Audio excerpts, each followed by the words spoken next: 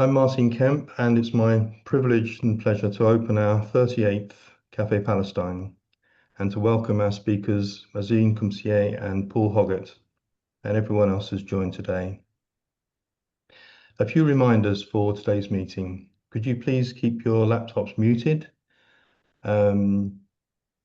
Just to know that the meeting is being recorded and will be placed on the UK-Palestine Mental Health Networkers Network website in due course. That use the chat, and particularly use the chat to put any questions that you'll have for our speakers. Could you put a large Q, a capital Q, before any actual questions so that we can identify them more easily?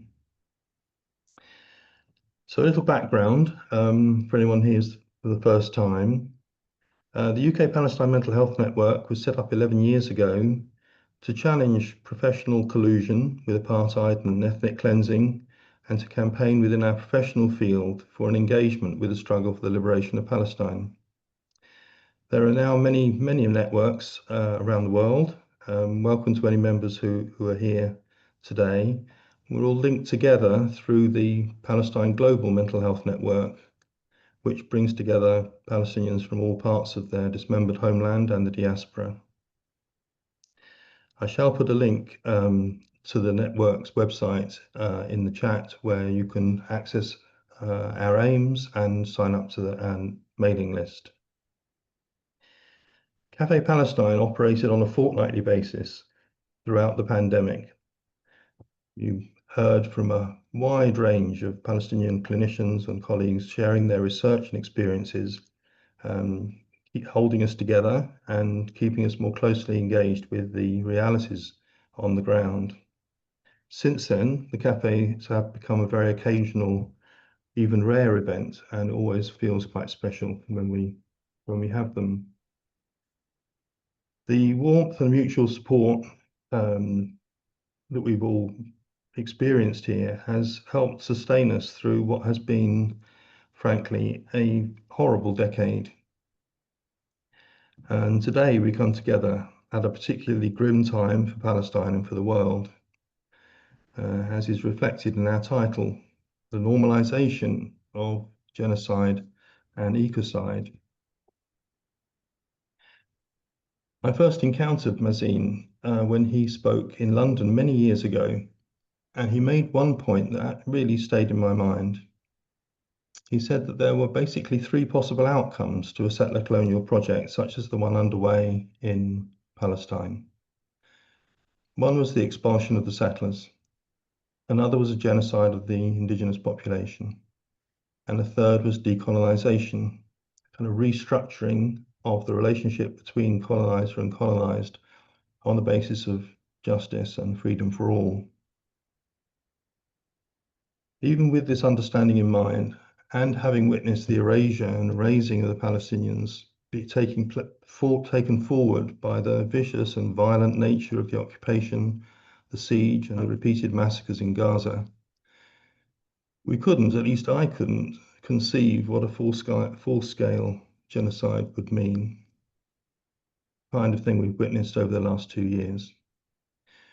Nor did I imagine that Western governments and the British government, seeing that, would eagerly partner with the perpetrators, acting only to silence and criminalize those who took action against it.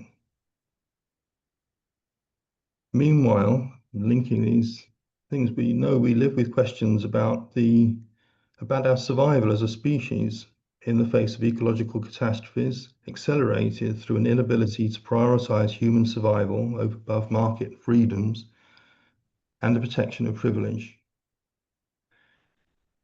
And to confront these realities, overlapping realities, can easily be paralyzing. So I'll end these thoughts with a quote that Mazin himself cited just a few days ago from the American US historian Howard Zinn, when he said that to be hopeful in bad times is not just foolishly romantic, it's based on the fact that human history is a human history not only of cruelty, but of compassion, sacrifice, courage, and kindness. When we choose to emphasize in this complex history, what we choose to emphasize in this complex history will determine our lives. If we see only the worst, it destroys our capacity to do something. But if we remember those times and places, and there are many, where people have behaved magnificently, this gives us the energy to act, and at least the possibility of sending this spinning top of a world in a different direction. So on this more hopeful note, I want to introduce our two scholar activists with a brief summary of their achievements. Professor Mazin Koumsieh is the founder and director of the Palestine Museum of Natural History and the Palestine Institute for Biodiversity and Sustainability at Bethlehem University, where he is based. He's previously held academic posts at Yale and other universities in the USA. And as well as his academic research and the publication of a great many scientific papers, Mazin is an activist advocating non-violent resistance and working towards a single democratic, inclusive state in Palestine.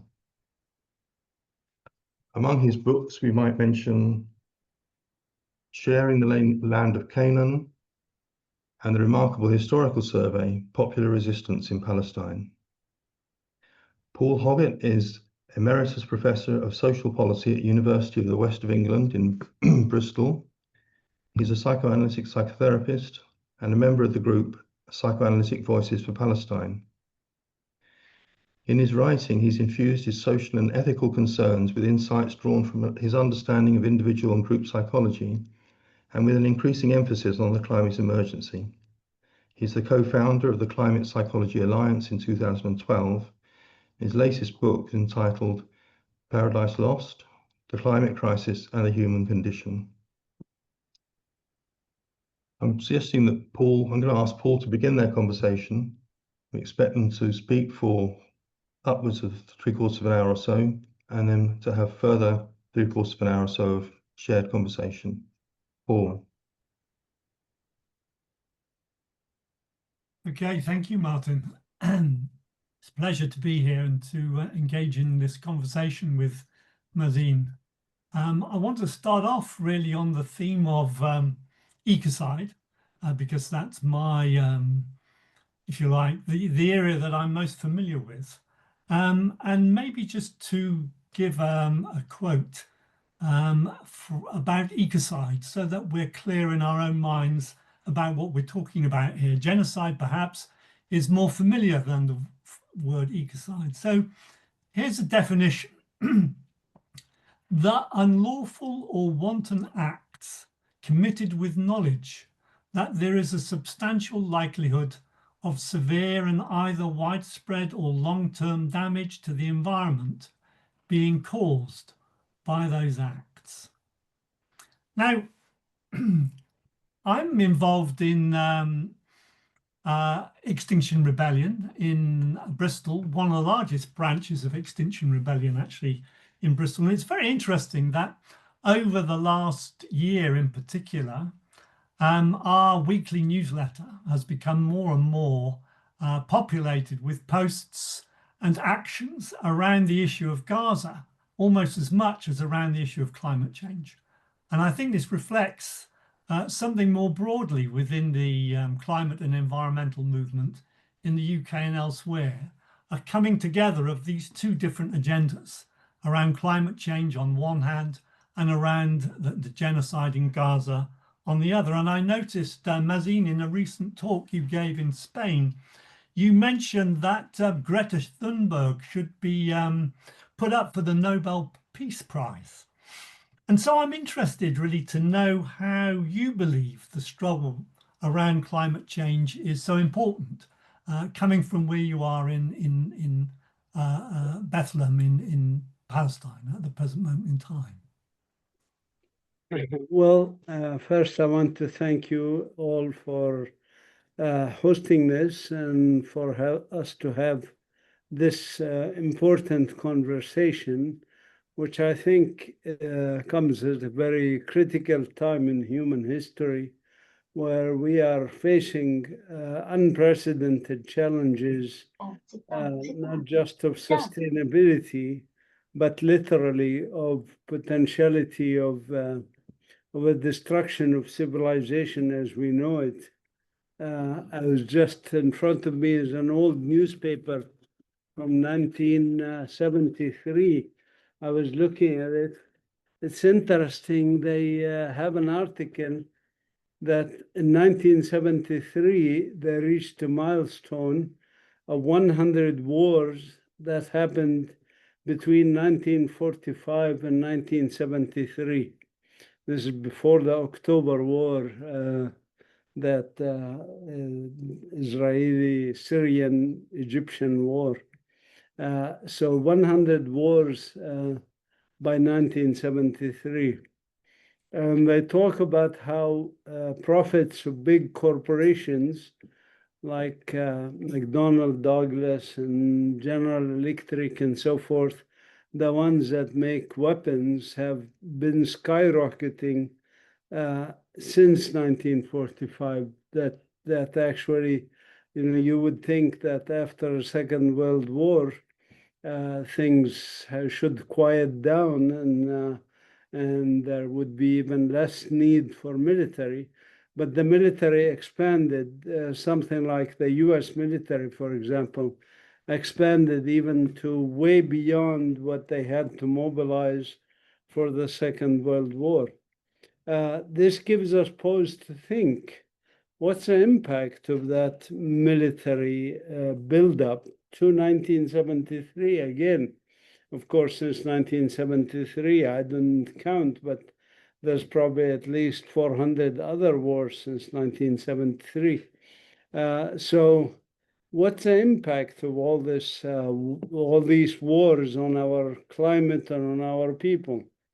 Well, we know the impact on our people much more than what we know about the climate effect and the environmental effect. That's simply because people do keep track of when people are killed. So we know how many 2 to 3 million people that were killed in Vietnam. We know that 1 million Algerians were killed at the minimum since the Second World War till the independence of Algeria.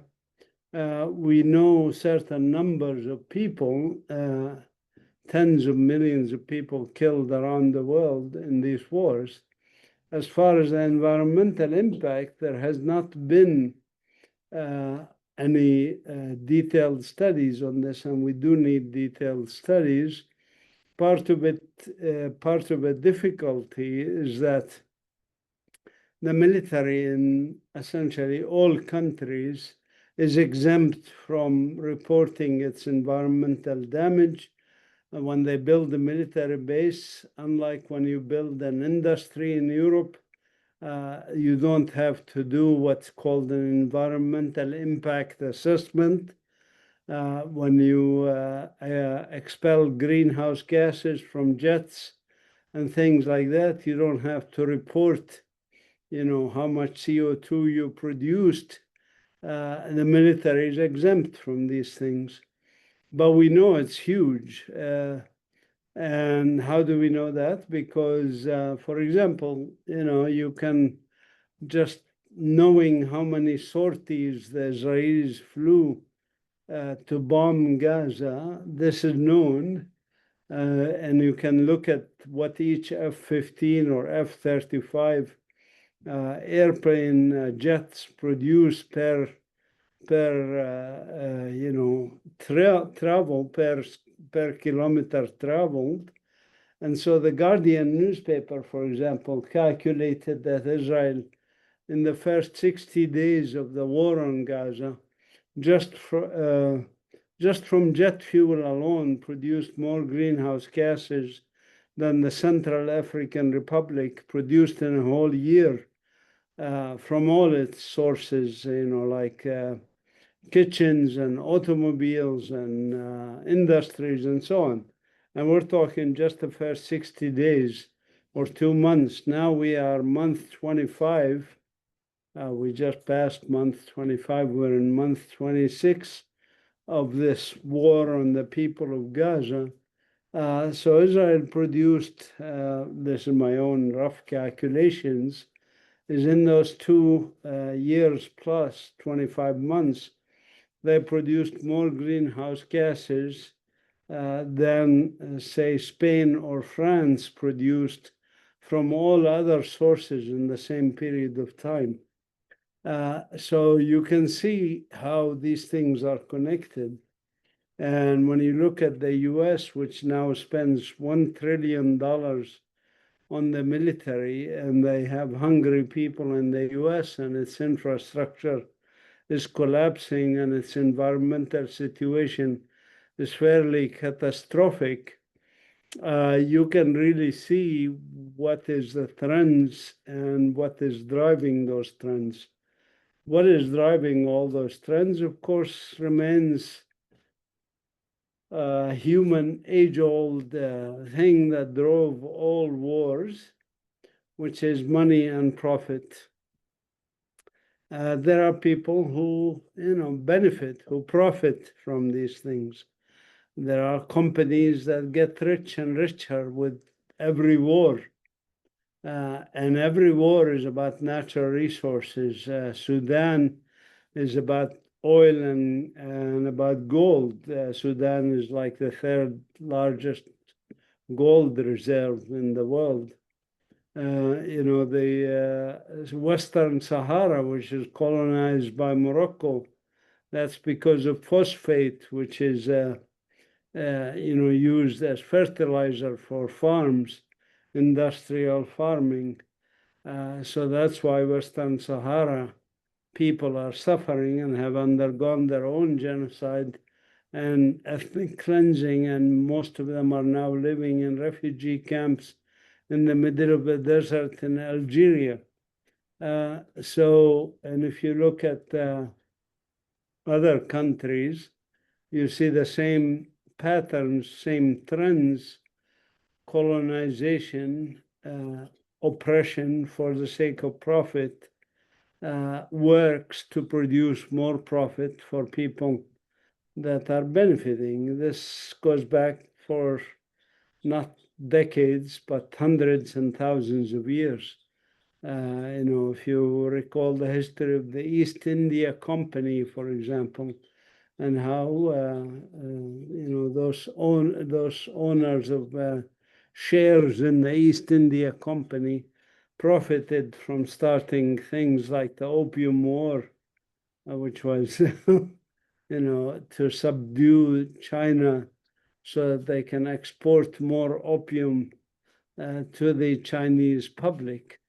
I could go on, but the bottom line that I want you to understand is the connectivity between ecocide and genocide.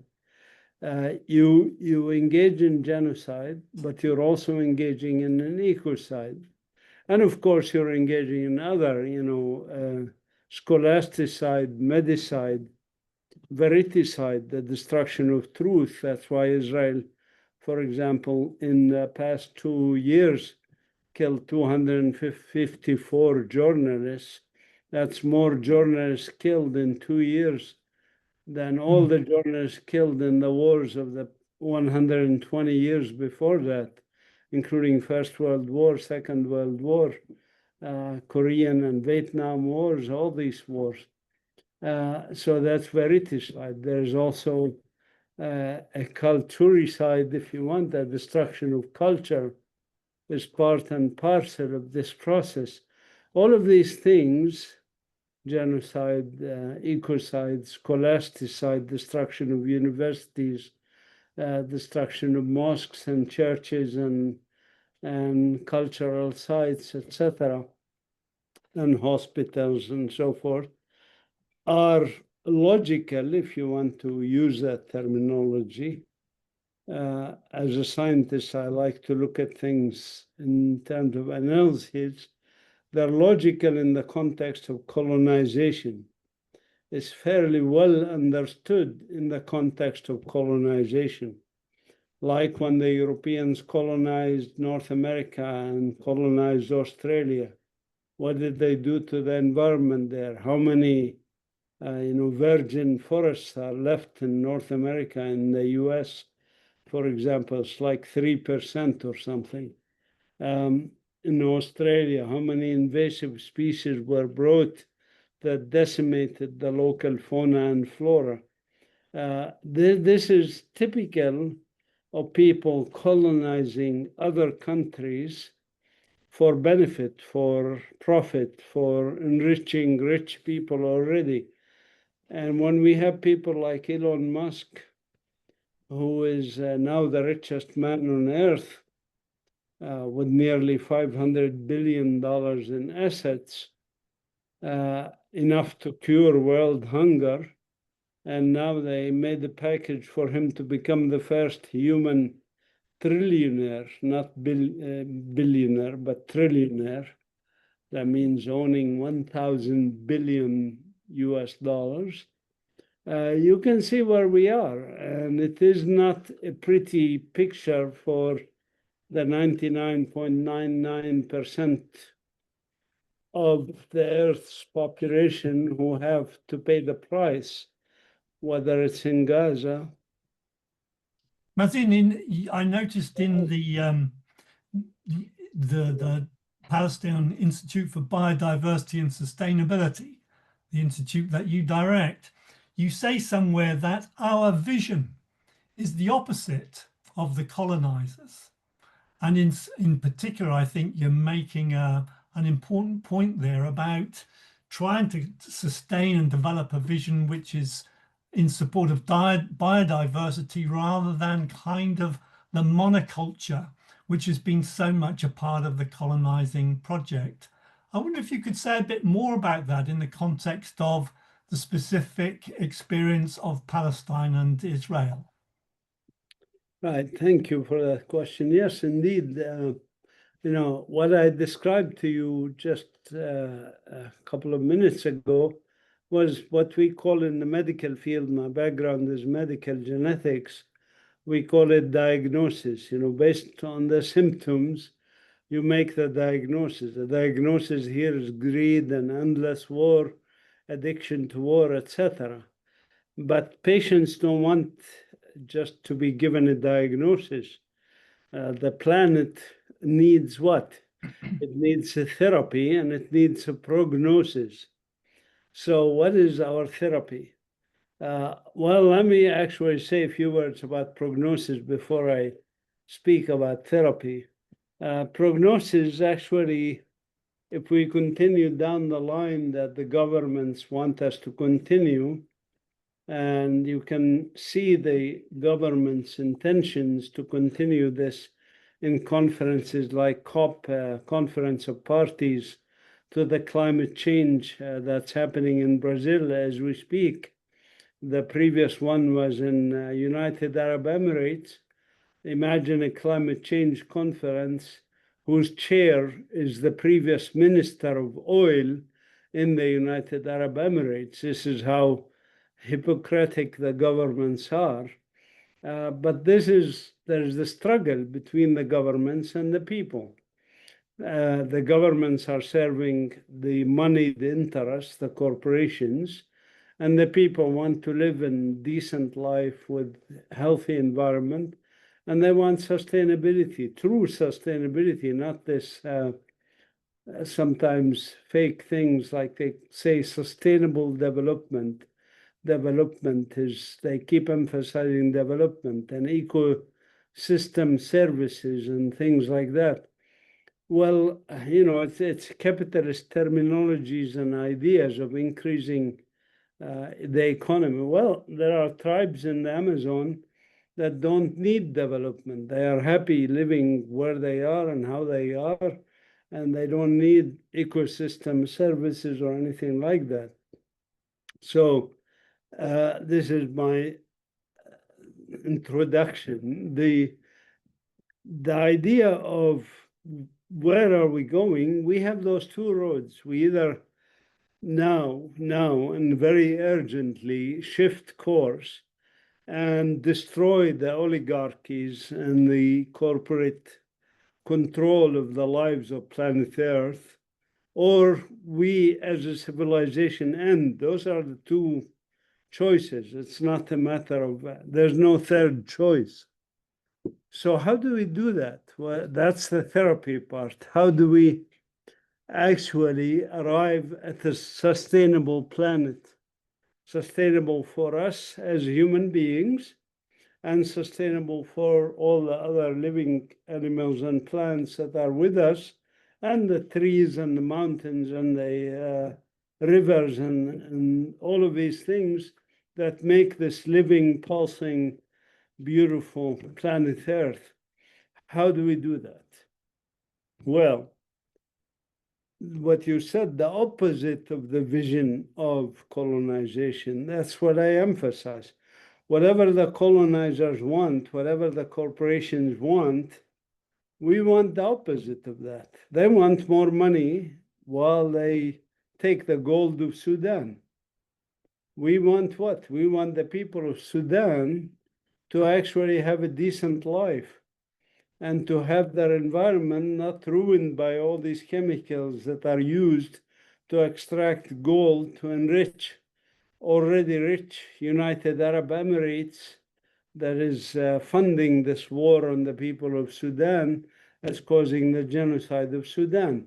Or in our case in Palestine, instead of wanting the gas fields off of the coast of Gaza that Israel is now using, exporting to Europe to replace Russian gas, which they bombed, they being the oligarchs bombed so that they stopped the gas flowing from Europe, from Russia to Europe, cheap gas, and instead get more expensive gas from the United Arab Emirates and from Israeli gas that's stolen from our people.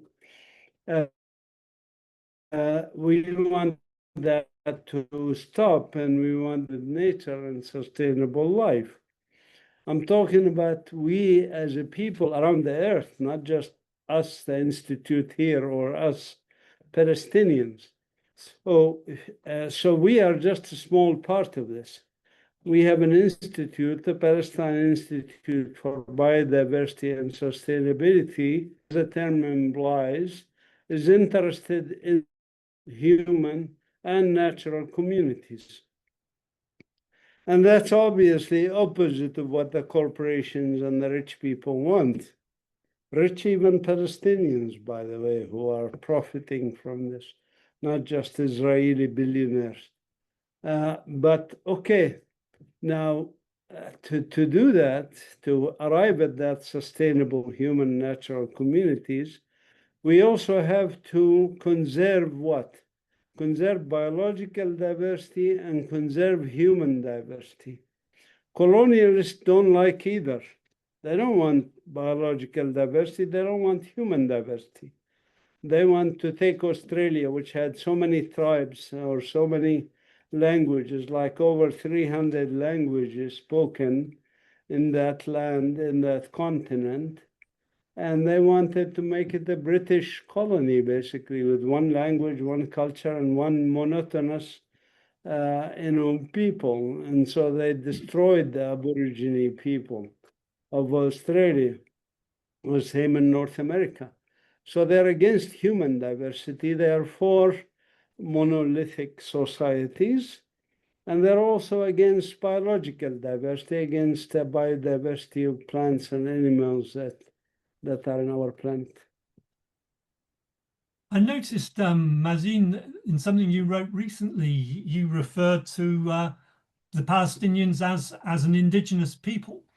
And I was very struck by your use of that phrase, because in the environmental and climate movement, where the idea of indigenous people is kind of almost iconic, the idea of indigenous people and indigenous wisdom. But normally when we use that phrase, we're actually referring to the tribes in the Amazon, or the Aborigines in Australia, or the Indians in Indian tribes in North America. In other words, primarily hunter-gatherer societies. Whereas you're actually drawing attention to the fact that many indigenous people, like the Palestinians, are primarily pastoralists, agriculturalists, who nevertheless have been subject to processes of colonization. And I wonder whether there's something there about the wisdom of those peoples, including the Palestinians, in terms of their heritage, in terms of the practices of agriculture and husbandry and so on, which you feel is something that has been missing in terms of the climate environmental movement, with its preoccupation with hunter-gatherer type groups. Well, I'm not sure that the conservation community is focused on hunter-gatherers.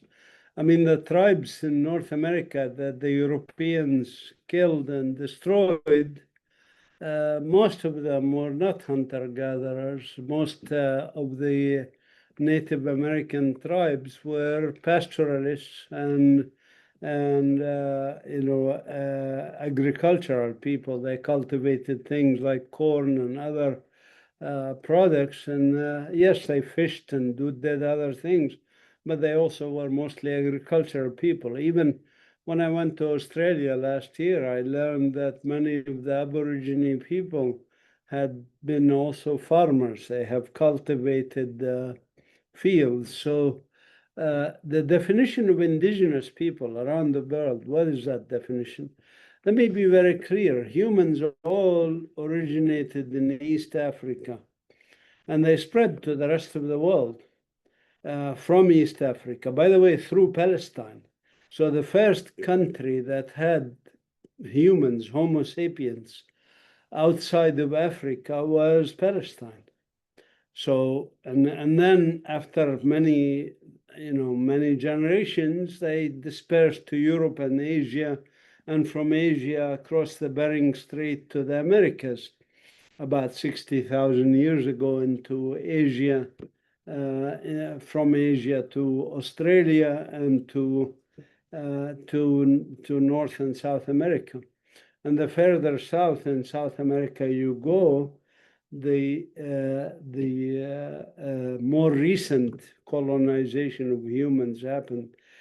Perhaps I shouldn't use colonization, but spread of humans into those areas. Now, are those people indigenous? Yes, all the people are indigenous. The definition by international law and by clear biological understanding is, once a species spread into a new area, that species becomes a resident of that area, This is not just humans, other species spread from one area. For example, the leopards of Africa spread to Arabia and Iran and Persia, what's called Persia, and India. Those leopards are indigenous animals of India and Iran and Pakistan. Those are indigenous animals. The same thing with humans. They have spread.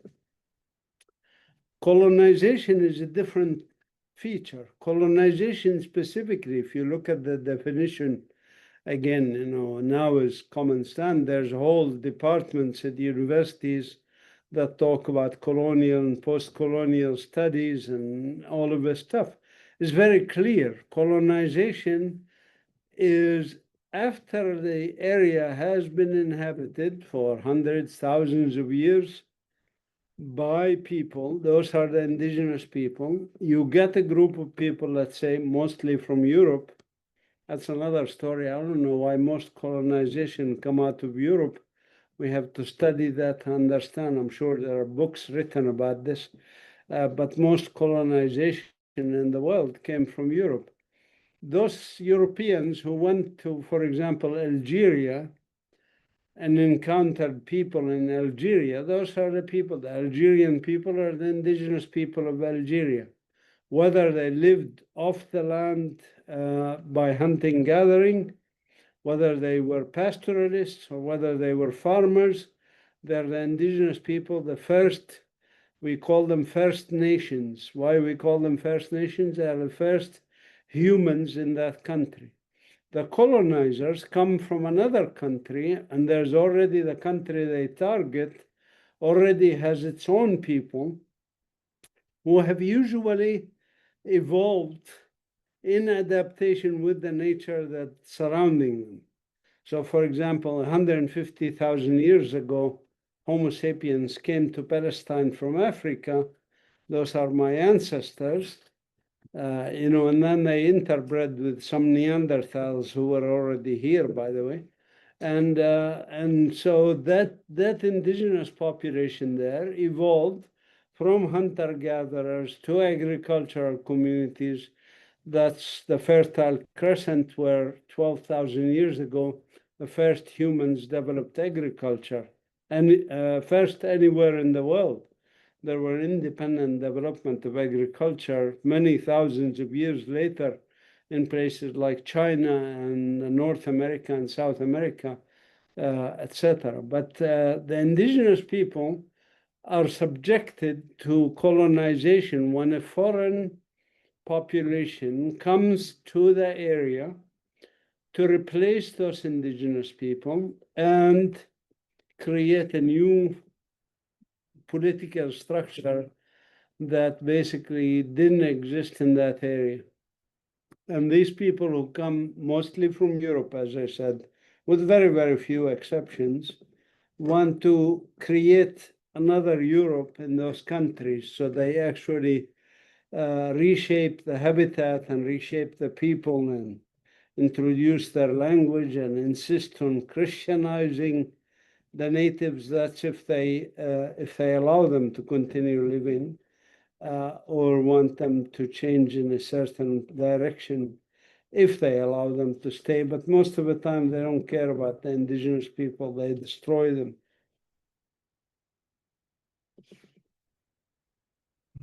Mazina, I wonder whether there is something about European society or peoples and being a colonizing force. And I suppose what I'm wondering in particular is the legacy of Judeo-Christian civilization and the idea in some sort of way that this civilization is exceptional. In psychoanalysis, my background, we have this idea of what we call exceptionalism. The idea that there is something within the Western self, something deeply narcissistic, which imagines itself to be exceptional, special in some sort of way. But this isn't just an individual phenomena, it's also, if you like, a cultural phenomena. So you're probably familiar, a number of books have been written about the idea of chosen peoples. And I think there is maybe something about Western civilization which sees itself very much as a chosen people.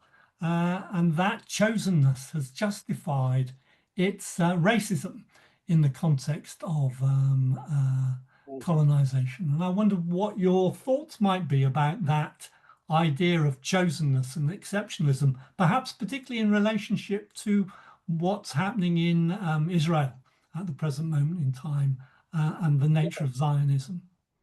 I mean, let's just take, three quick examples of, and perhaps I should also choose a non-European example. The Islamic colonization of, let's say, Spain, for example, that came from the south. That's not a European colonization. That's a colonization of Moorish people from North Africa that went and colonized Spain and made it Al-Andalus. It was a fairly tolerant society and very prosperous for Spanish people. Some people even argued that Spain prospered much more, with the Islamic rule than they did when King Ferdinand took back, so-called back the country from the Moors and started, the explorations of the Americas with Columbus and all of this stuff.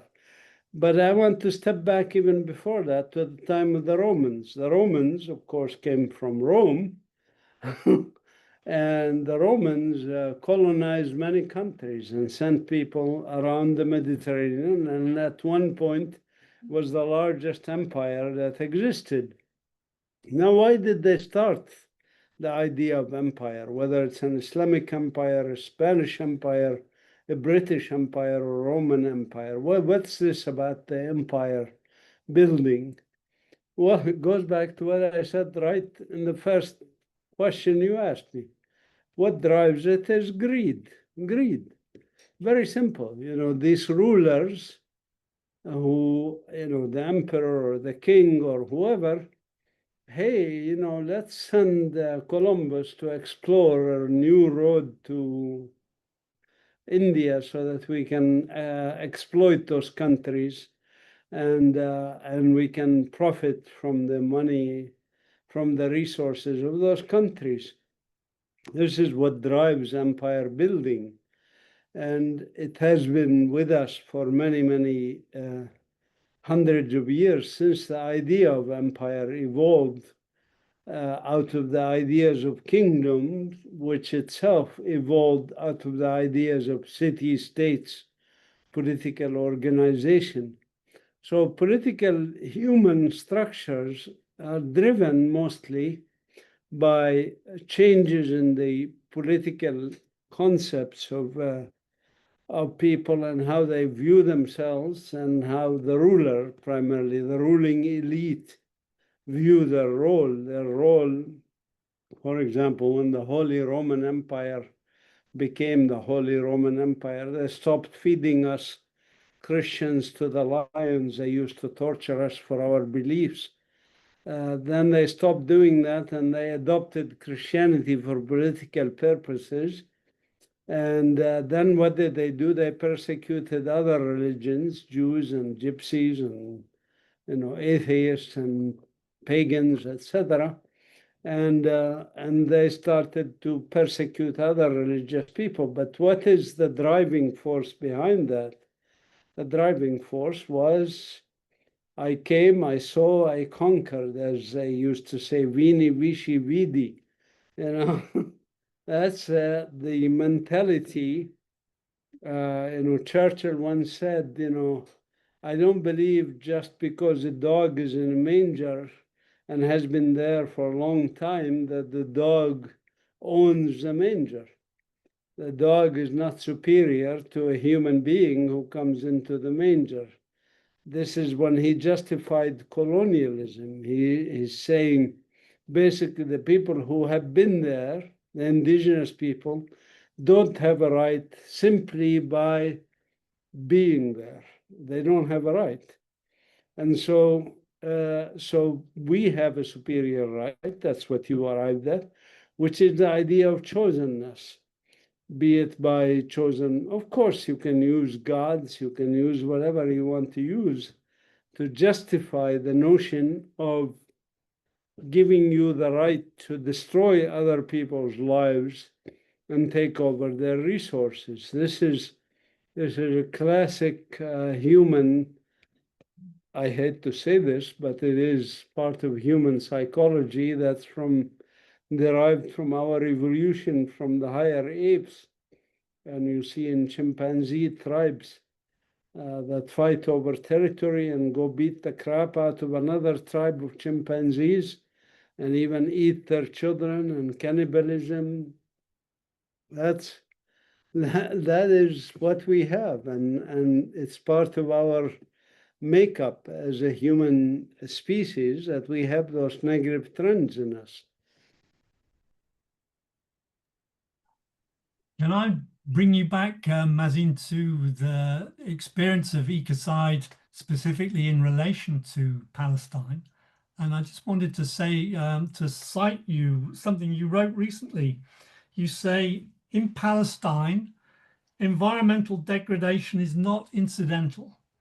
It is intentional, protracted, and aimed at breaking the ecosumud, the ecological steadfastness of the Palestinian people. And I wonder if you might talk about that a little bit more, particularly given this is a crucial time for the olive harvest in the West Bank, and we've all seen reports very recently of the increase in settler violence and the crucial nature of that harvest in terms of Palestinian culture. So Right.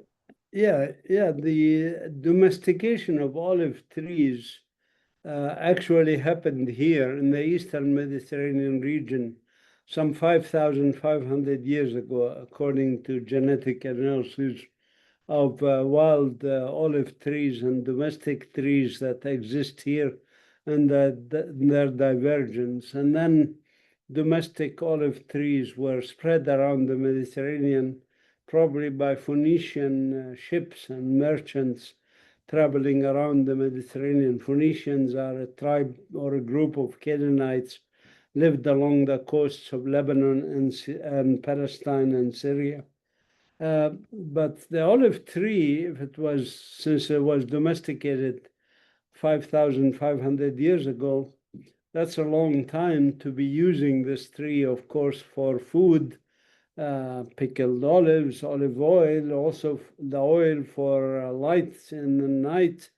Jesus, for example, would light, the siraj that's the night lights are from olive oil. So there is a connectivity culturally and in many ways, biologically, even with the olive oil. Even our bodies as humans evolves based on our diets. I never felt, by the way, healthier than I do in Palestine. I lived in the US for 25 years and I was pretty sick most of the time because I'm not used to the diets that's there. And I had to bring oil from Palestine, stuff like that, so that because I'm used to the diet that's here. So humans, indigenous people, evolved their bodies and even their breathing, their immune system is used to to inhaling the bacteria and the dust and whatever that exists in our environment. Same with Europeans. And Europeans, of course, there's indigenous Europeans. An Irish person living in Northern Ireland, from the time that humans first spread to Northern Ireland, or Ireland in general, they have evolved to be co-adapted with that environment. These are the indigenous people of Ireland, the indigenous people of the British Isles, Scottish people, etc. The colonizers, they come and they want to disconnect the local people from their environment, and they destroy the environment. For example, in our case, Israel uprooted millions of indigenous trees, including olive trees, fig trees, almond trees, also wild trees like not domesticated trees. There's also wild olive trees, but they also uprooted wild non-domesticated trees like hawthorn, carobs, and oaks and things like that, pistachia. They uprooted all of that, millions of them, and they planted one kind of tree, which is pine tree. That's a monoculture, biologically not diverse, obviously, and damaging to the environment. They shed acidic leaves. They planted them because they cover up the ethnic cleansing of the Palestinian villages, because they don't allow much growth underbrush. And also because they grow fast, so they cover up the crime of the ethnic cleansing of the Palestinian villages. So obviously, again, that's the agenda. It's known and it's clear, and they even wrote about it. It's not hidden or anything. What's our agenda is the opposite of that. We plant trees, we harvest our olive trees, and the settlers don't like that. They come and I can send you dozens of videotapes of settlers destroying olive trees, etc. That's what they do. It's the same reason why European colonizers in North America killed 2 to 3 million buffaloes, because the buffaloes was the food of the Apache and other Indian tribes, that Native American tribes that lived in North America. So killing the food source helps them ethnically cleanse the area they want. I wonder whether if you extended the logic of what's happening in the West Bank and Gaza at the present moment in time, there is, you could say, literally an attempt by the IDF and by the settler movement to create a land without a people, the old Zionist myth. Right, right. They used to say a land without a people for a people without a land. Both segments of this statement are wrong. The land was not without a people. I mentioned to you that humans settled here 150,000 years ago, and it had continuous settlement since then, continuous. There was never an empty land. Jericho, for example, is the oldest continuously inhabited town on earth. Why the oldest continuously inhabited town on earth? Because the Fertile Crescent is where agriculture was developed. And so cities like Damascus and Jericho were able to be started because you have, instead of hunting, gathering, and tribal communities that live in caves, you now can plant fields around the particular area and have enough food to sustain larger populations, which became the nucleus of those villages and towns, and later what's called city-states.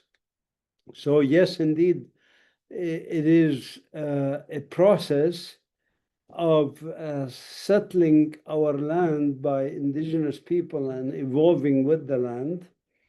And then, of course, the notion of the settlers. How do I put it? I mean, if you were a settler, you want to colonize a country that had already people there, and you want to make it a Jewish state, or you want to make it a Baptist state, or you want to make it whatever, a white state. And the country is not that character. The country doesn't have that character. How are you going to do it? It's logical. You would try to invent things that justify it. In the case of South Africa, for example, and North America, well, manifest destiny, God's will for us to be in this promised land, that Jesus promised us, that those who believe in him will have bounty and all of this stuff. I mean, they can come up with all sorts of excuses. In the case of Zionism, of course, Judaism has a history here, and there were indigenous Jews here. But Judaism is a religion. Most Jews in the world, genetically, Ashkenazi Jews are European. Genetically, Yemeni Jews are Yemenite. Ethiopian Jews are obviously Ethiopian genetically. You don't have to be even a geneticist like me to tell that. You can tell from their features. You can look at Netanyahu and his son, and you can say, hey, that's a European guy. You don't say that's a Middle Eastern guy, it's obvious. But genetically, it's 100%. We know the history of these things. So how are you going to justify it? Well, in this case, it's very simple. You can have your cake and eat it too. You can say Judaism is not just a religion and a culture. It's also, there's the Jewish tribes, 12 tribes that left the country 2,000 years ago and are now coming back into the country. This is nonsense. Of course, there's no archaeological or other evidence that shows this. Okay, but then you say, well, anybody who converts to Judaism becomes part of this chosen people, and anybody who converts out of Judaism loses this chosenness, loses the ability. So today there are laws in the Israeli system that says a convert from Judaism to Christianity in England, for example, doesn't have a right to immigrate and come settle on Palestinian land here. But the British person who's a Protestant decides to convert to Judaism, gets an automatic right and becomes one of the chosen ones who can come not only settle here, but live on stolen Palestinian land taken from my own cousins and relatives here in Bethlehem, where I live, and get to be free movement wherever they want to, because they are now part of the chosen people, the chosen tribe. Even though they were not born into this tribe, they converted into this tribe. This is the hypocrisy of the idea of chosenness that logically doesn't make sense, of course, but who wants logic when you have, if you want, the logic of colonialism, the logic of I own it, I have the military might, and so I can then create other propaganda to justify it, but doesn't matter, even if I don't justify it. The F-16, F-15, and the machine gun will justify it for me, just like the French in Algeria. By what right did the French occupy Algeria for 130 years? Not just occupy, but colonize Algeria. 1 million French lived in Algeria. 1 million. By what right? They came up with all sorts of arguments, and, bless their heart for their arguments, for their tries. But you and I understand that they didn't have a right there, and they eventually lost that. Mazin, their right was based on their sense of entitlement, which I think is another aspect of chosenness.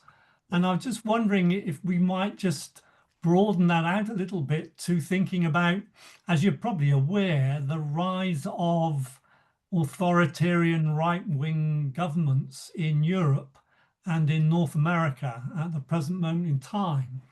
And one of the key policies of those governments is around immigration and preventing immigration. And I just wanted to read something from a report by the Transnational Institute. And I found it fascinating. It shows that the richest countries are now spending at least twice as much on borders and controlling immigration than on climate finance.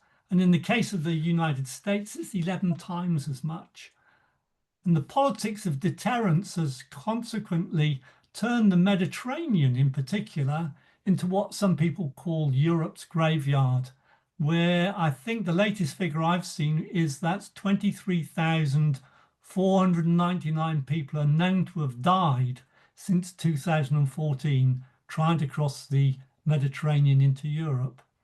And I just wondered whether you've got any reflections on that rather perverse development in Europe and North America around the closing of borders and the way in which, if you like, the consequences of climate collapse in the global south is being addressed in this very destructive, survivalist kind of way in the global north.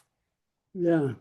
There's a book that I really like and I highly recommend by an author, South American author by the name of Idilbar Avilar. It's called The Letter of Violence, Essays on Narratives, Ethics, and Politics. And I mean, he brought up all sorts of facts I didn't know in history. For example, he explained how the idea of voting evolved in Greece. Why did Greece develop this idea of voting? Some people say Greece was the first democracy.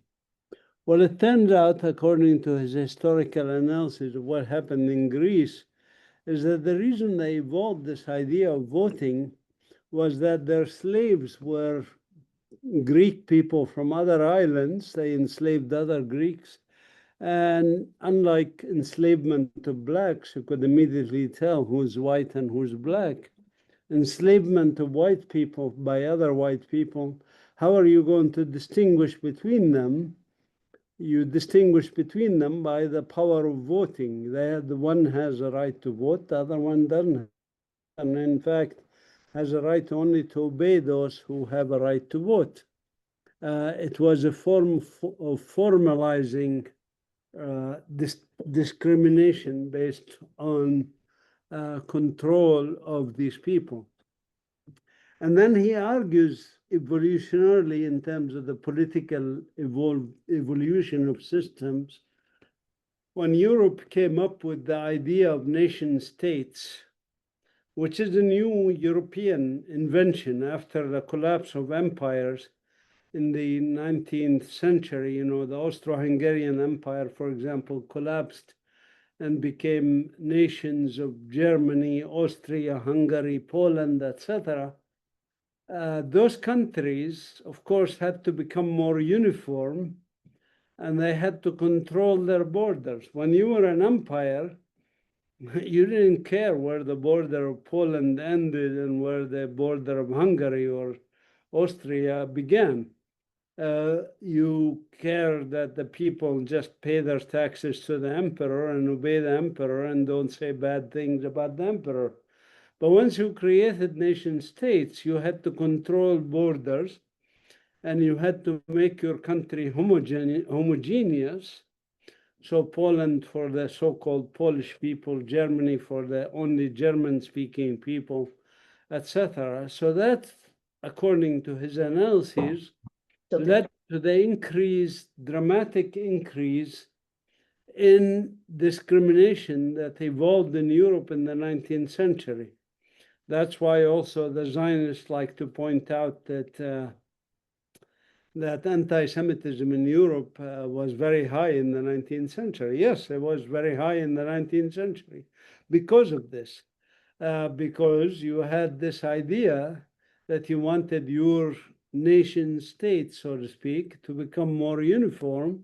And so you discriminate against minorities in your country, so to speak. Now it's your country, your nation state. And this was not just the Jews, of course. Muslims in Europe were discriminated against. Protestants in majority Catholic countries were discriminated against. Catholics in majority Protestant countries were discriminated against. Everybody who's a minority, gypsies, Aryan people, whatever. So this is, and then exclusion of movement across borders. This is a key part of the concept of nation state, is the exclusion of movement across the borders. This is the origins of this, is that nationalism, ethnocentric, chauvinistic nationalism that sometimes peaked in places like fascist Italy or Nazi Germany, of course, but also is peaking now in the United States of America, as they call it. When, half the United States was actually acquired from Mexico. Mexico should be larger than the United States if you followed the history. But anyway, now they don't want Mexicans crossing the border, coming into places that are called New Mexico, or Los Angeles. Why are they called Los Angeles and New Mexico and San Francisco?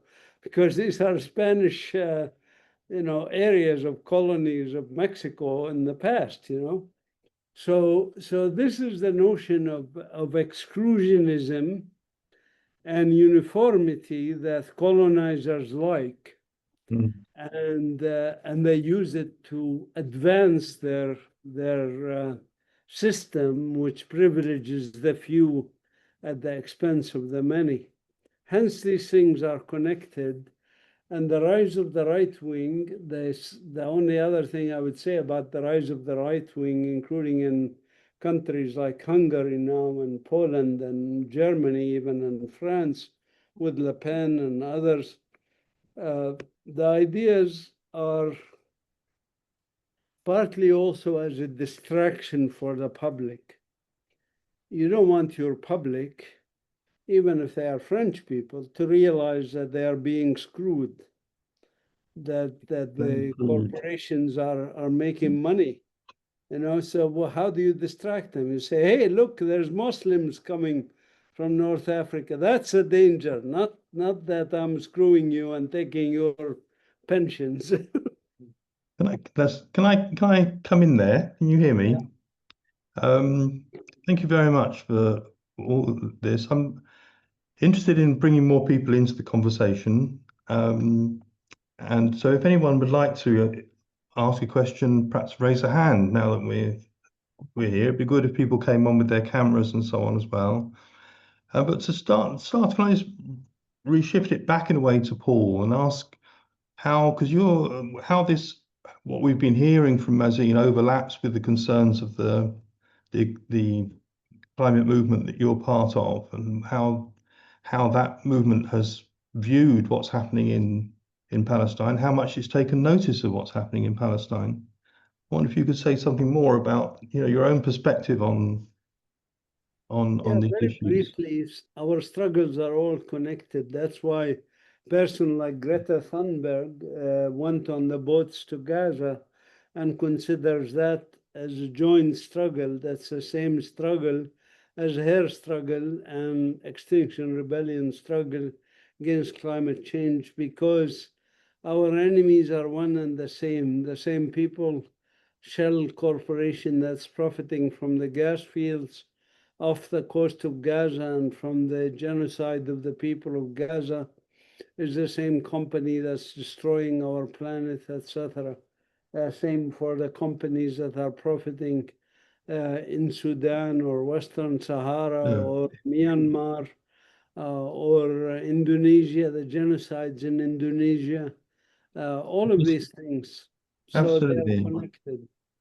I was just interested in, and I don't know if you heard my question, Paul. I was quite interested in Yeah, hearing. sure. Yeah.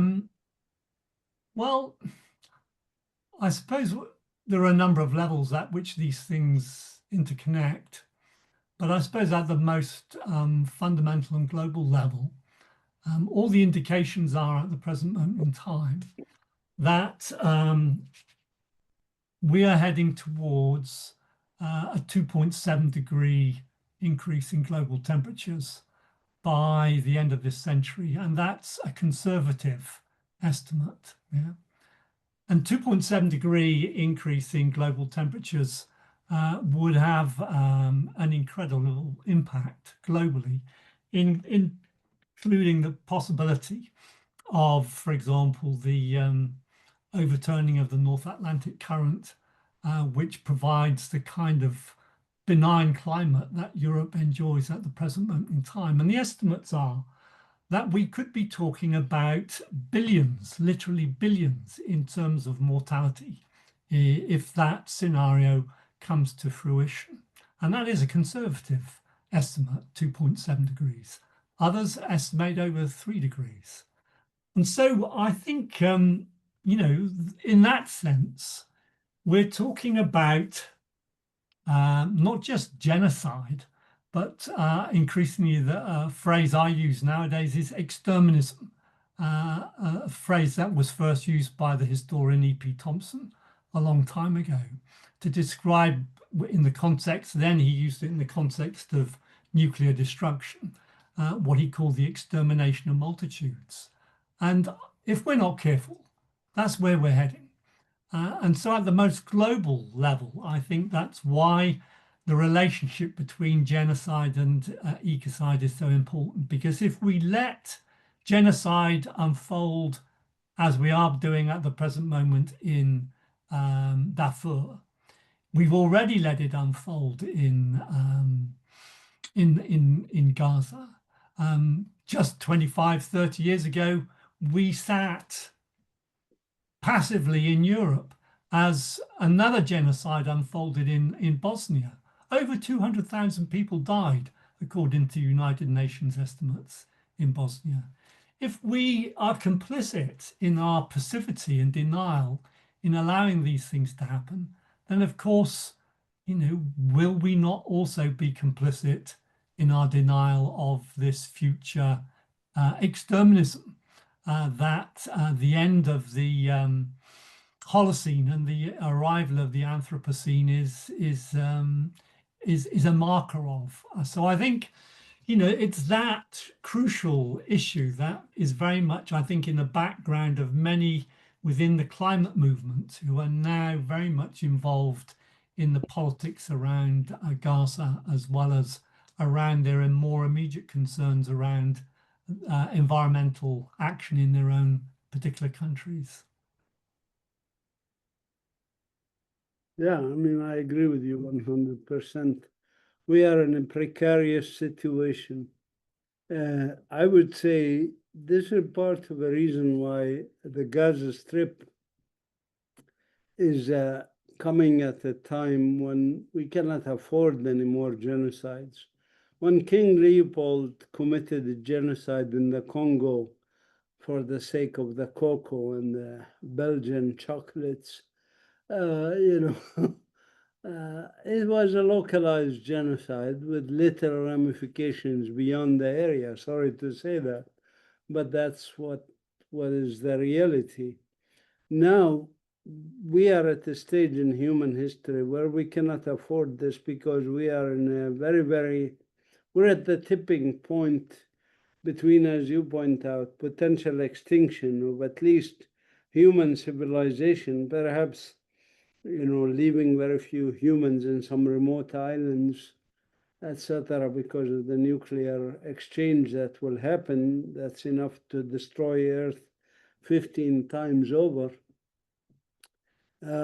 This is the dangerous part of it, and regional wars are bound to transform to a global war. There's a regional war already here. I don't know if you all agree with me or not, but it's already started with Iran and Syria and Yemen on one side, the US, NATO, allies, Britain, Israel on the other side.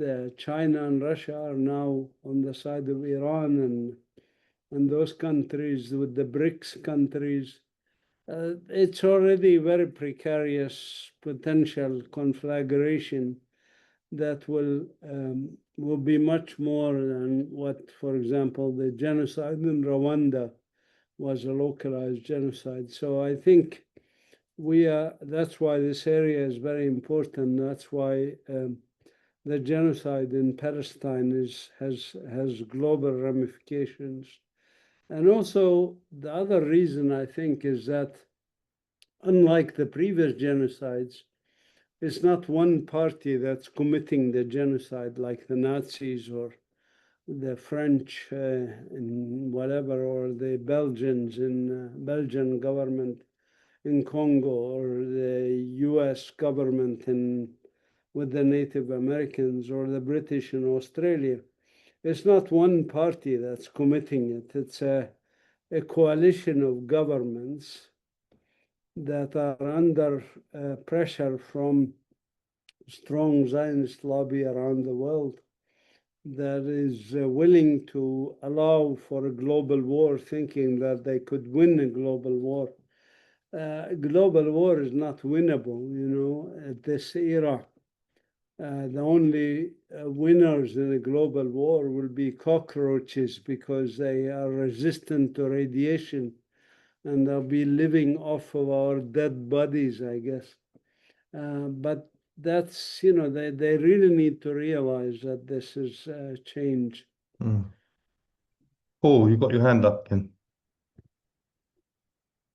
Sorry, I didn't know I'd put my hand up. I suppose just one other thing I was thinking of, Martin, a parallel that is useful for us to consider is that when we talk about Gaza and what's been going on in Gaza, there's quite a lot of consideration that's been given recently to the nature of denial and the way in which Western societies and citizens seem to be in denial and complicit with what's going on in Gaza. And of course, this issue of denial has been a crucial issue in terms of climate change and particularly climate psychology, the area that I'm coming from. And I was wondering about whether that's something that the wider group here might have some thoughts about, is the parallels in terms of the processes of denial going on between climate change and Gaza. Well, I mean, when the Nazis were committing horrors and when Belgium was committing horrors in the Congo, people could claim they didn't know and that they can deny they knew about what's going on. Now, in the era of the internet, when we have those smartphones like this one that can not only record but also send directly live feed, nobody can plausibly, logically claim they didn't know that there's genocide going on in Gaza. There's people actually recording their own killing, their own murders, and it's broadcast live around the world via Instagram, TikToks, YouTube, etc. The Zionists try to control this, but they failed miserably at it. Actually, in the past 2 years, the percentage of posts that are against the genocide have increased as opposed to the few remaining voices that support the genocide. So the denial remains only at the level of governments like the American government or the British government or the French government. That's because, again, there's profit to be made, so they had to deny it, and they are making money, so their buddies are making money. I think just to interrupt you, Mazin, I suppose that what Paul was perhaps talking about was not so much who's denying things on the basis of trust, trying to avoid having to deal with yeah, the reality, but more who's persuaded themselves or somehow looked away and not taken in, not faced the truth or suppressed in some way their awareness of the truth. And I'm wondering about I mean that's what given what Mazin said about the way in which this genocide is so public, whether denial is a whether there is the same processes of denial going on as in the climate area. And the climate area, it's easy to put it out of your mind, isn't it? And it's so difficult to grasp as an issue to really be effectively confronting. I don't know.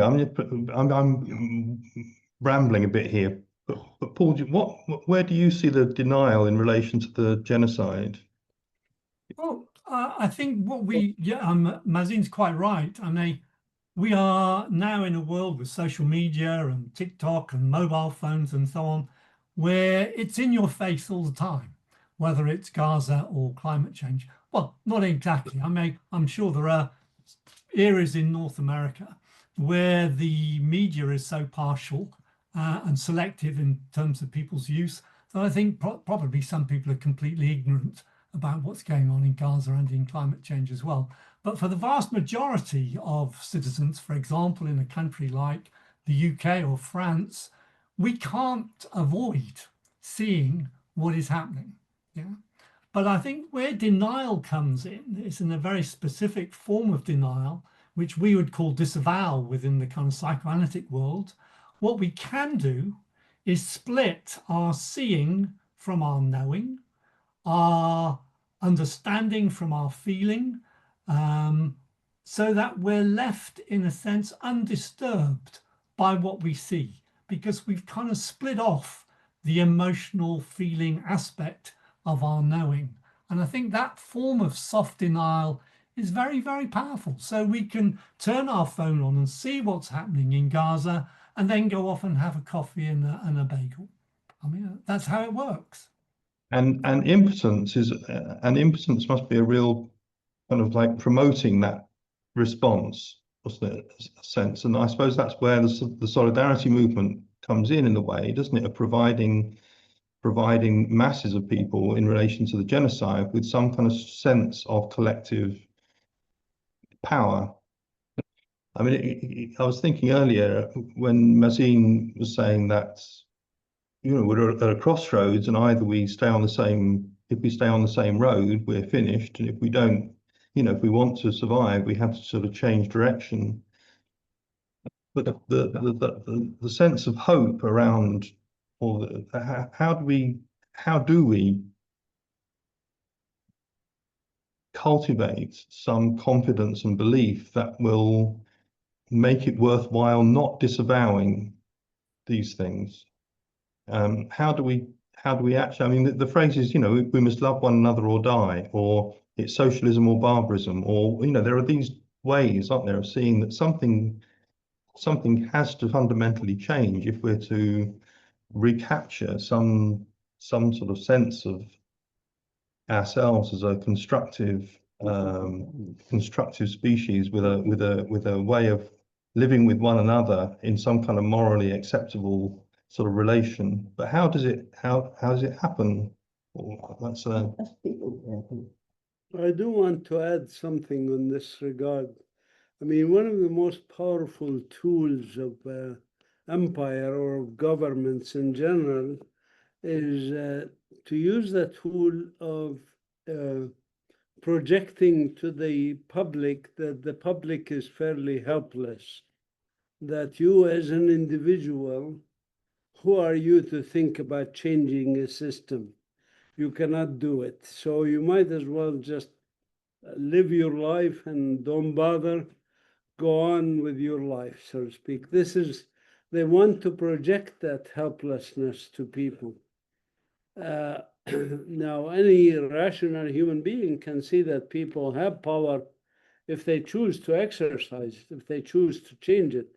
And I tell, for example, when I lived in the US, I always told the American public, look, you look at what positive changes happened in the United States over the past 200 years, and they all happened because of public pressure, whether it's the 40-hour work week, civil rights, ending the war in Vietnam, women's right to vote, all of these things, unionization, all of these positive things that happened in the US that influenced your life as an individual happened because people like you, average human beings, said enough is enough. I'm not going to take it anymore. So they went out into the streets. And we see this already happening. This is the positive aspect of this.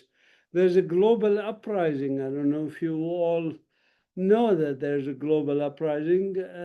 It's very clear when you have 500,000 people go out on the streets of London for Palestine. It's not that they just because they feel sorry for Palestinians. No, they know there's something fundamentally wrong, rotten in that system, and it has to change.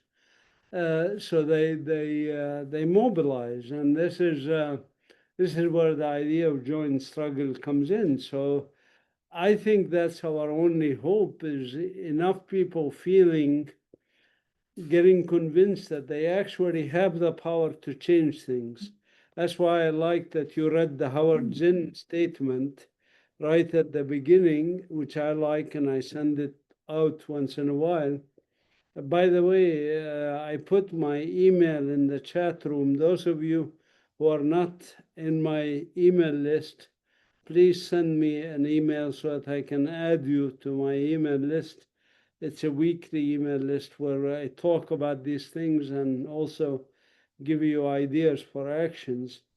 So again, I just add the point about empowerment. Empowerment is the most critical. Our institute here has a motto, which is respect. Respect for ourselves as individuals, that we can change our own circumstances. Second, respect for other human beings, regardless of their religion or background, politics, whatever. And third, the respect for the environment. In that order, by the way, it starts with self-respect. The people who don't act are people who are unsure, who are not, they don't appreciate their own power. Mm. I wonder if there are any other, people here who feel they'd like to contribute comments or questions, any reflections on the issues that we've been talking about. Joe, you put a comment in the chat. I don't know if you want to bring that in.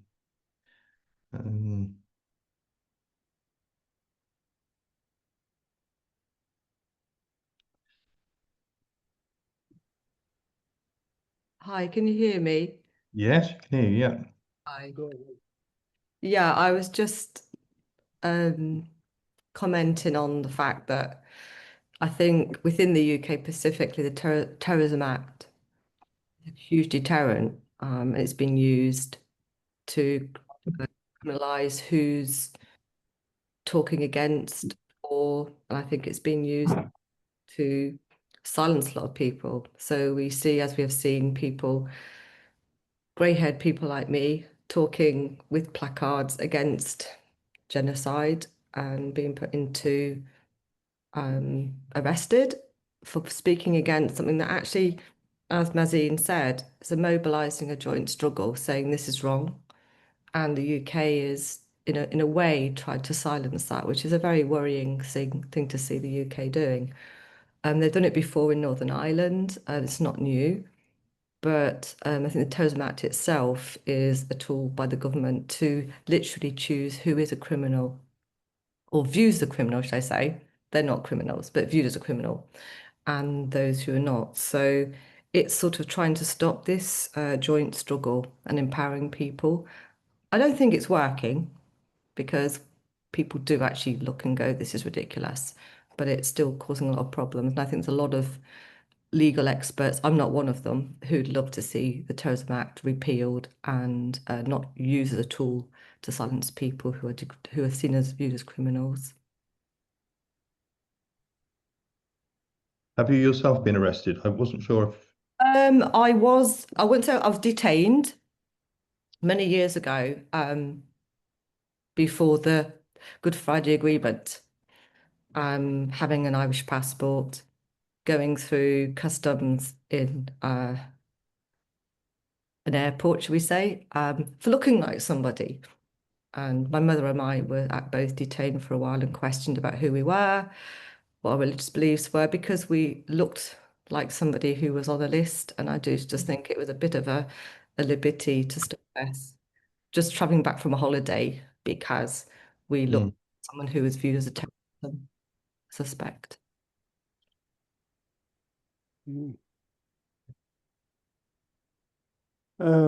I would like to just, David has to leave, but he asked for the name of the book that I mentioned and the contact for it, so I put it in the chat as an answer to him. If you do, I'll copy it to him. Yeah. But anyways, Joe, the interesting thing about the criminalization of dissent in Western countries, I find it amazing, what attracted me to go study in the United States, by the way, even though I knew how horrific it was to indigenous people and how horrific its government in promoting wars around the world, was the fact that at least the universities in the US were free to criticize and write and have demonstrations and so on. First Amendment, the right of assembly, all of this stuff.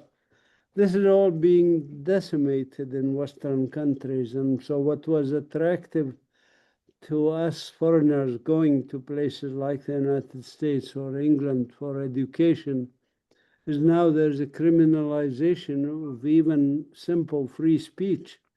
I mean, my friend Sue Parfit is a reverend in her 80s. They detained her a few times for holding a sign that says "Free Palestine, I support Palestine action." They designated Palestine Action as a terrorist group, even though there's nothing that these people would qualify to be as terrorists. Yes, they did spray paint a couple of airplanes, but that's not terrorism. terrorism is well defined in international law and is very clear. They didn't terrorize anybody.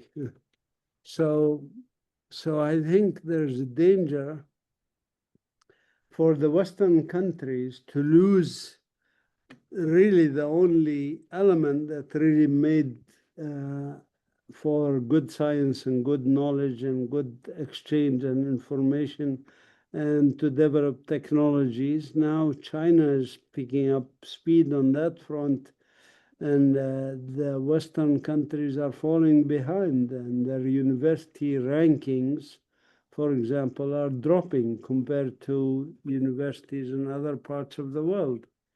So I think there's something that you all in the West can also point out to people, that what has made us advanced in some areas, other than pillaging other people's natural resources, was this freedom of speech and expression and so forth. And it doesn't make sense for this last thing to be removed that could keep us ahead of the game.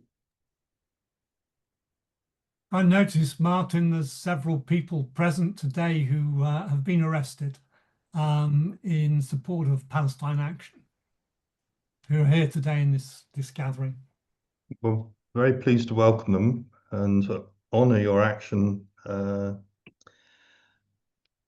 Been a, I think it's a really important stance to take in response to a completely morally bankrupt state trying to cover its participation in the genocide. So I'm all, I think it's wonderful that people like you are prepared to do this. I think, Paul, you might be one of them, which is excellent, really.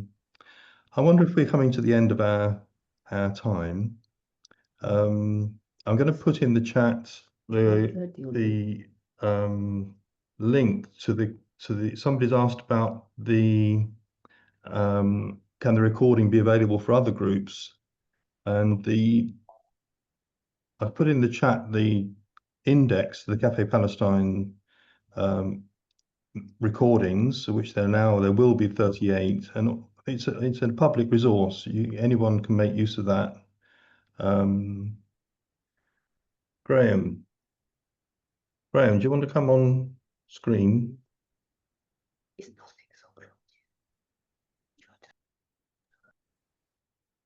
Hi.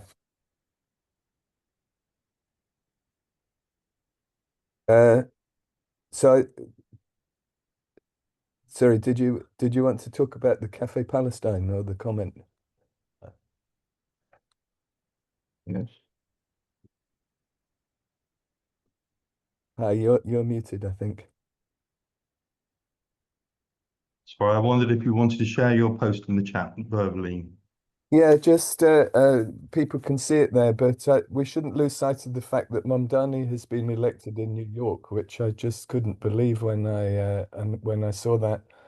And I read something just now which said that the Greens have now got a lead over Labour in London under Polanski, who I've been incredibly impressed with the way that he's taken on the issue of Gaza, both of them, not as a liability, but something that they're going to stand up and fight for, and that they've been really willing to take the argument to their opponents, which I mean is something that's been missing. I really feel that the view of people all around us has been changing about Palestine, but it's a political establishment which hasn't moved a single inch in all of this. So somewhere there's local elections in May, and I mean, there hasn't been much success so far in getting local councils to divest from investments in Israel. But success by the Greens in those elections would really move forward that agenda of being able to start trying to promote divestment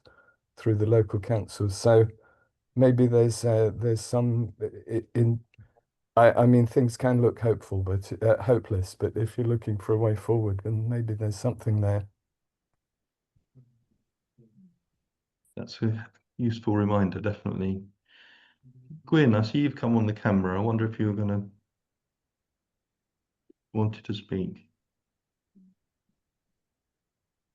I didn't actually have anything prepared to say, but I found all of this incredibly illuminating. And I think it was a really powerful conversation between Mazin and Paul. And I do think that we in the pro-Palestine movement, linking up with other global struggles, are then identifying the same factors as Mazin has identified: global capitalism, extraction, greed, and maybe just to emphasize particularly the arms industry, which is the most extractive, greedy and destructive industry everywhere, and how, perhaps picking up on what Graham said about local politics and how people are going to be able to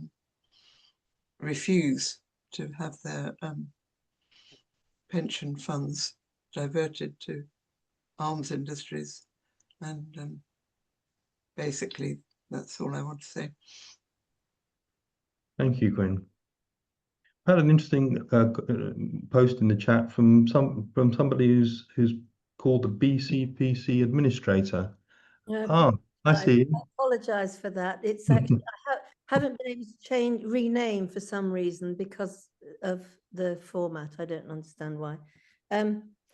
I was just thinking about I have found this idea of moral dissociation very helpful in dealing with just facing what's happening in Israel, Gaza, but actually also feeling that it's been so overpoweringly painful day by day to watch what's happening in Gaza, that I feel that some kind of disavowal is actually a psychological defense that may be a survival defense, because it otherwise completely wipes you out. This is, and I've been daily following and feeling, and I just feel that as therapists,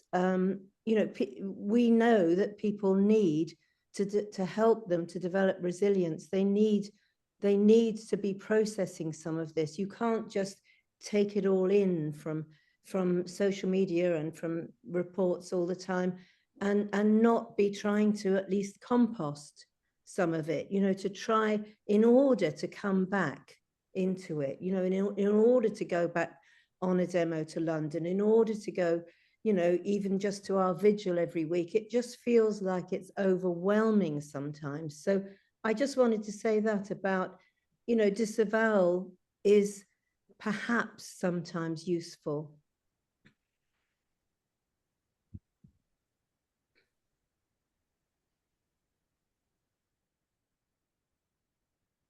Yeah, I'd agree, Tree. I would agree with that. And we know that from our experience of climate change, that for people actually just to keep going and keep sane rather than be driven mad, disavowal is a necessary defense mechanism.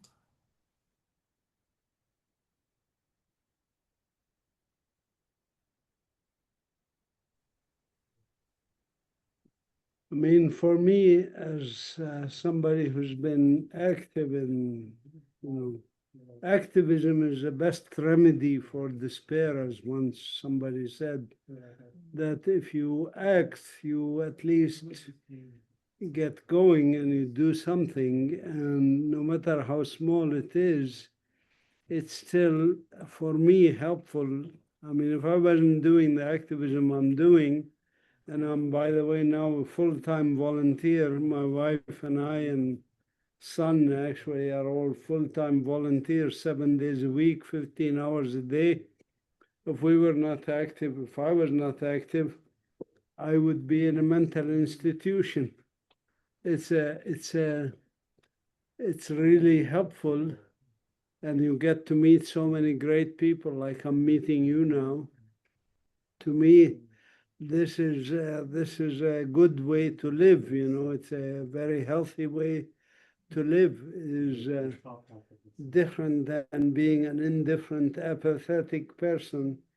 And the people who were apathetic Germans, for example, during the German atrocities, all regretted it. I'm not talking about people who supported the Nazis, but people who were just apathetic and didn't give a shit. You know, they just kept going with their lives. They regretted that, and they didn't live a healthy life after that. So I find that involvement and activism is always healthy psychologically, healthy physically. I go out, plant some in the garden here. You know, I meet some people. Today, this is my 5th event today, by the way. So, so it keeps us busy, and it keeps us productive, and it keeps us healthy. And it's wonderful to meet people, as I said.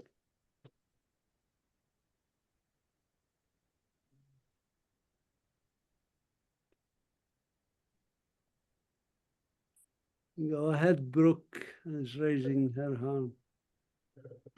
Brooke. Yes. Yeah. Good Well, to see you. I don't have a lot to say. I just wanted to thank Mazin and Paul for this absolutely fascinating conversation. I learned a great deal, and I appreciate the recommendation of Adalbar's wonderful book, which I think which you have it in the chat if anybody wants to read it. I second Mazin's recommendation.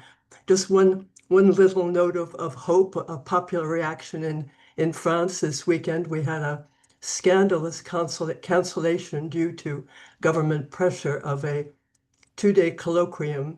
I just translated it from the French for you. Palestine and Europe, weight of the past and contemporary dynamics, that was to be held at the Collège de France, and it was canceled. It was the last debate was between Francesca Albanese and Dominique de Villepin, who is a very important right-wing politician, actually, in France. Anybody calling this man a radical leftist, calling for inciting terrorism, it's incredible. Anyway, it was canceled. The Collège de France backed down from the government pressure, and the public outrage was so enormous and so immediate and well conveyed for once by the media that it was reinstalled immediately. It was took place this weekend, not at the Collège de France, but at the Centre Arabe de Recherche et Études Politiques. And of course, because there was such an outrage about it, it was widely attended and visible on YouTube, and had hundreds of people watching it. So that plus Mandani's election gave me a big boost. So I just thought I would tell you, give you an example of how things are going on in France. And thank you again, Mazin, for everything you do, and Paul and Martin and Gwen and everybody who organized this wonderful webinar. Thank you.